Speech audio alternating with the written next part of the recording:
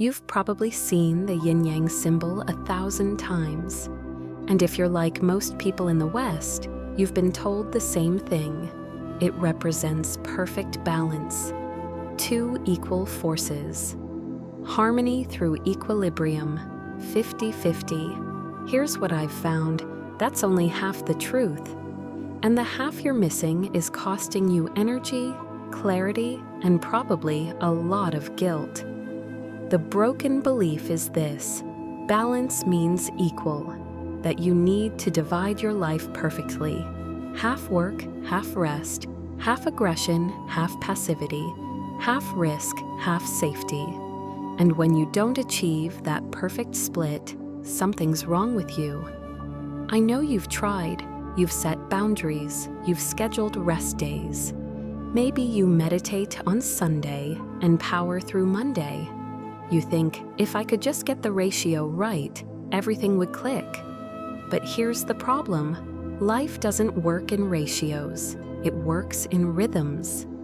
And the ancient masters understood something we've completely forgotten. The real reason most people get yin-yang wrong is that they're trying to solve a moving problem with a static answer. They want balance to be a destination.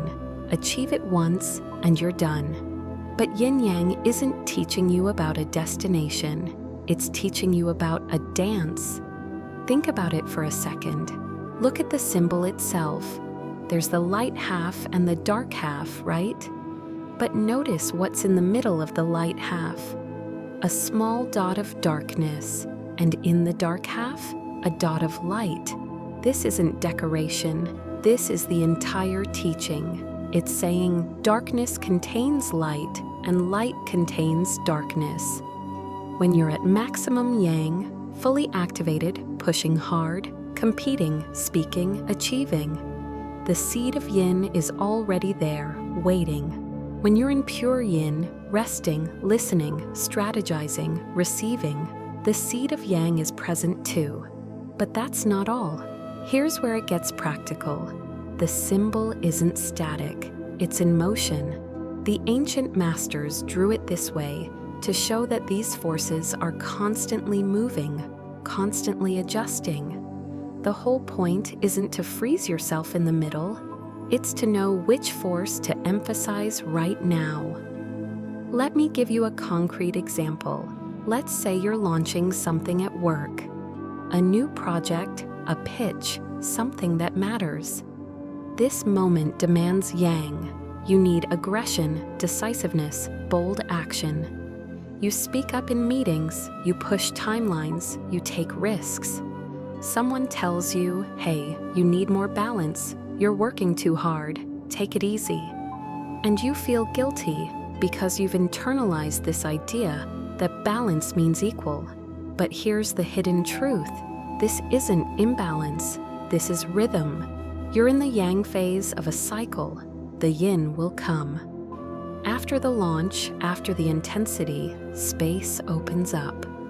That's when you pull back. Listen to what the market actually said. Rest and strategize. The guilt comes because you're measuring yourself against a false standard. Perfect equilibrium at all times.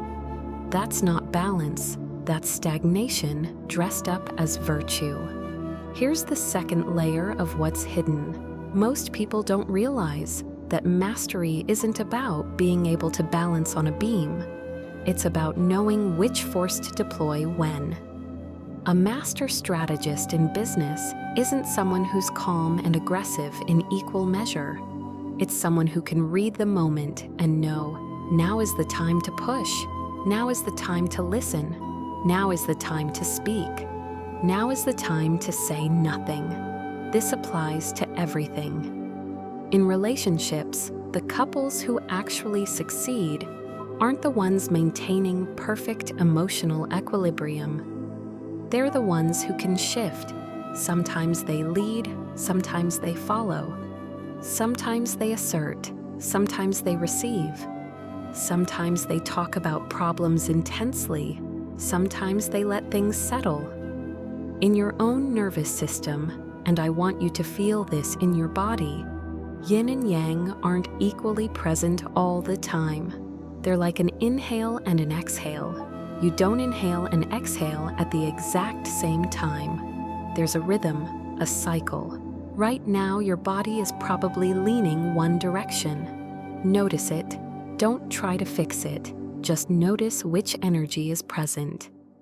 Somatic bridge. Take a moment. Notice your breath.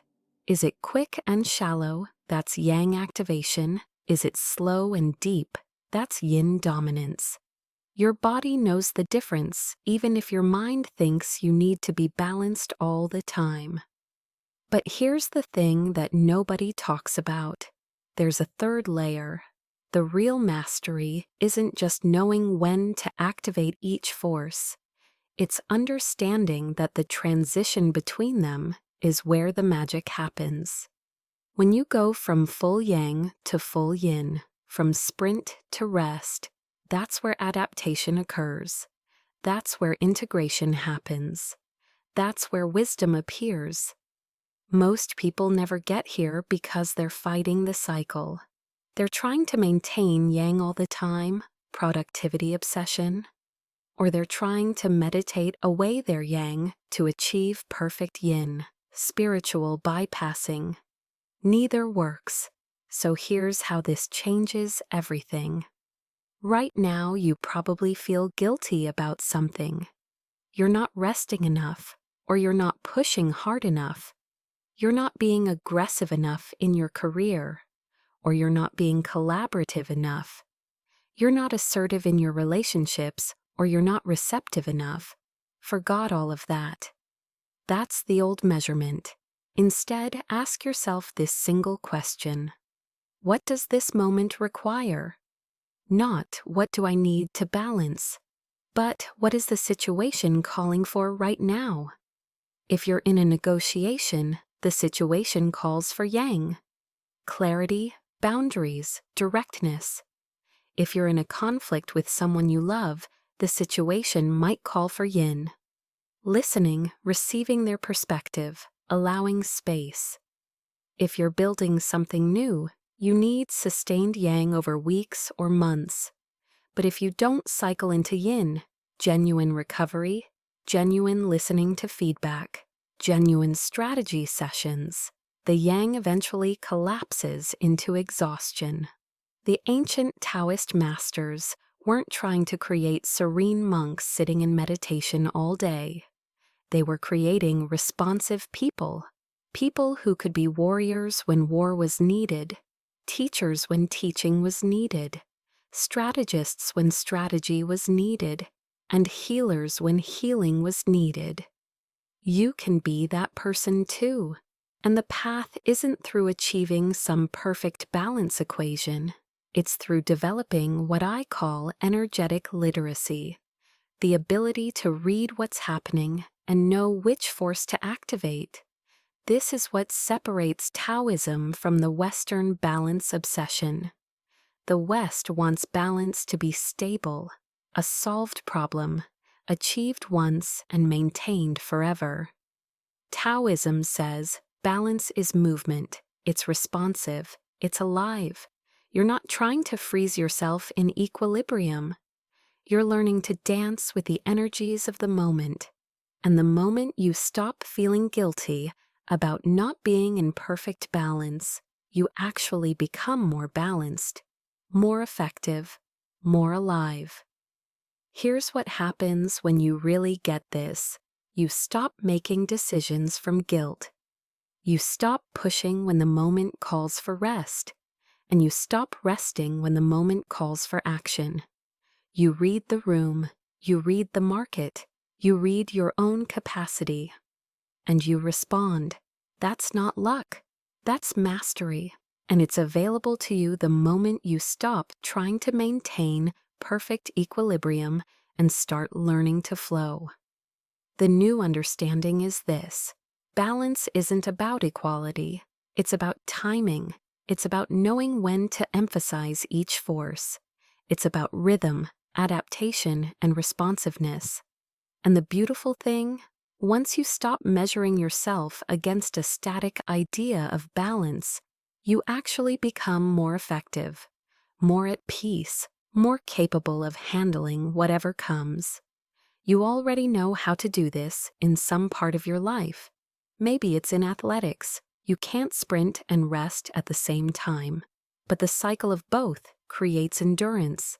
Maybe it's in creativity, intensity and incubation, effort and emergence. Maybe it's in relationships. Sometimes you lead, sometimes you follow. Now apply that wisdom to everything, not as a guilt-inducing goal, but as a living practice, a dance with the energies of your life. That's what Yin-Yang actually teaches, not balance, flow.